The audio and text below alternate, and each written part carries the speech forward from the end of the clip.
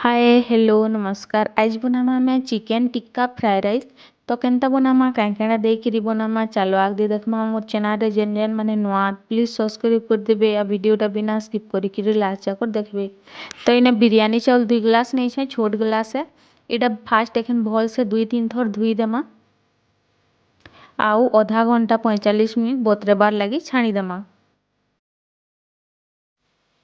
तो एखन fast चिकेनटा marinate कर देमा। इना बोनलेस चिकेन 200 ग्राम नहीं छे आउ इटा धुई धुआ करी छोट छोट पीस करी दे छे। फास्ट दे देमा एथि नून जीरा पाउडर गुटे चामच गरम मसला हाफ चामच हल्दी पाउडर हाफ चामच आ ब्लैक पेपर गुटे पिंच लेखे दे देमा। Red chilli powder Kashmiri red chilli powder गुटे चामच लेखा दे देमा।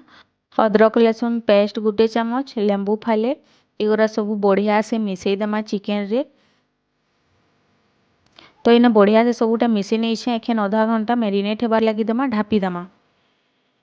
आधा घंटा हो गला चाउलटा भी बढ़िया से फुली जाइछे। पानी गरम हेबार लगी बसई देइथिली। इथि नून दे देमा गुटे चामच आउ तेल दे देमा 2 चामच। एखन चाउलटा पैन नो छानी करी दे देमा। एटा हेबार लगी देमा। फास्ट गुटे मिनिट पूरा हाई फ्लेम रे चाउलटा तब्बार लगी देमा। चाउलटा एखन बल्की गले एखन मीडियम फ्लेम करी छाणी देमा। देखो भातटा हो गला न बढ़िया से सिझी जाइछे।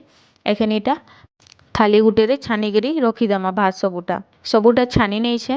एखन एटा ढापी देमा काहे कि ऊपरटा नहीं सुखबार लगी और सॉफ्ट रहबार लगी भातटा। इना सब्जी काटी दे छे। तो इना लहसुन मर्चीटा छोट छोट करी काटी नहीं छे। कैप्सिकमटा ई भलिया काटमा। गाजरटा भी लंबा लंबा काटमा। बंधा कोबीटा भी और प्याजटा भी ई भलिया काटमा। छोट छोट नहीं काटमा। एटा प्याज रो पतर है। पैन मढ़ी देमा तब्बार लगी देमा तेल दे देमा। एखन जेन चिकेन मैरिनेट करी रखी थिला हेटा दे देमा इथि आ भल से फ्राए हेबार लगी देमा। फ्लेमटा मीडियम ही रखमा हाई नहीं रखूँ काहे कि इथि पानी नहीं दऊँ। इथि एंता ही सिझबार लगी देमा टोटाली पानी नहीं दऊँ इथि। तो हो गला न गुटे साइडटा एंता करी सबूटा उल्टे देमा। दुई साइडटा उल्टे नहीं छे। इटा बढ़िया से फ्राए हो जाइछे दुई साइडटा। एखन प्लेट गुटे रे इटा बाहर कर देमा।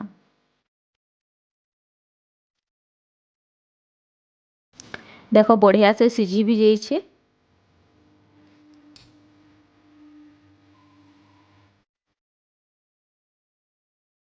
हेथी आउ टिके तेल दे देमा सबुआड़े फैले देमा। फ्राइड राइस ना में अंडा भी देमा। तो इने अंडाटा दे देमा। तो इने 3टा अंडा नहीं करी मुई नून देइछे टेस्ट अनुसार ब्लैक पेपर गुटे पिंच देइछे आ इटा रेड चिली पाउडर देइछे। इटा बढ़िया से मिसई देमा।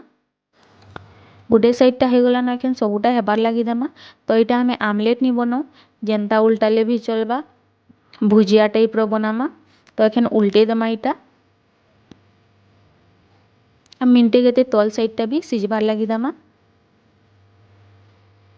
आई भलिया एखन भुजिया लेखे सबूटा पीस पीस करी देमा। एई पतिया थी न टिके बड़ बड़ पीस रखमा भुजिया लेखे पूरा छोट छोट नहीं करूँ ई भलिया पीस रखमा।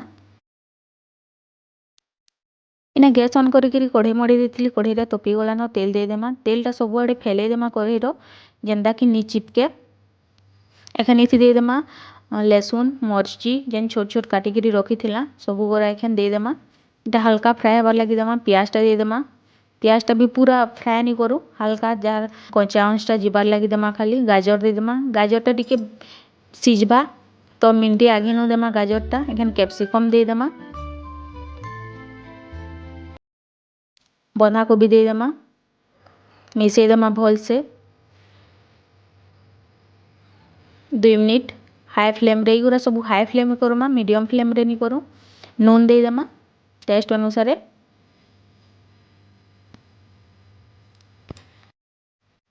देखो बढ़िया से फ्राए हो जाइए। एखन जेन प्याज काटिकी रखी थी प्याज पतर हेटा दे देमा अधा आ अधाटा रखी थी लास्ट रे देमा मिसई देमा एगुरा सबू। एखन इति भात दे देमा। भातटा देखो केते बढ़िया से अच्छे फरफरिया अच्छे सुखी भी नहीं ऊपरटा। इति एखन भातटा दे देमा आउ भल से मिसई देमा।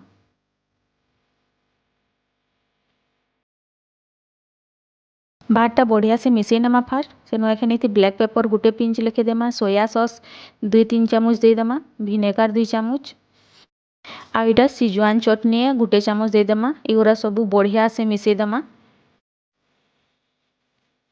एखन फास्ट दे देमा अंडाटा आ तार उपरे देदेमा चिकेन जेन फ्राए करिकिरी रखिथिला एगुरा सब बढ़िया से मिसई देमा। बढ़िया से सबुटा मिसई नेइछे। आखिर लास्ट रे धनिया पतर और प्याज पतर देदेमा मिसई देमा। तो इना हमर चिकेन टिक्का फ्राए राइस बनिकिरी रेडी हो गलान। बहुत टेस्टी लागिथिसी। आपण माने भी घरे थरे ई स्टाइल रे बने देखबे, खाई देखबे आ केनता लागबा जे कमेंट रे बताबे। आपण माने एटा सूप की सिजवान चटनी जेनथी भी खाई पारबे। आ जेन जेन माने मोर चैनल टा सब्सक्राइब नहीं करी प्लीज सब्सक्राइब कर देबे। ई भलिया टेस्टी टेस्टी रेसिपी देखवार लगी वीडियो टा लाइक शेयर करवार लगी नहीं भूलबे। तो आज लगी थैंक यू, बाय बाय।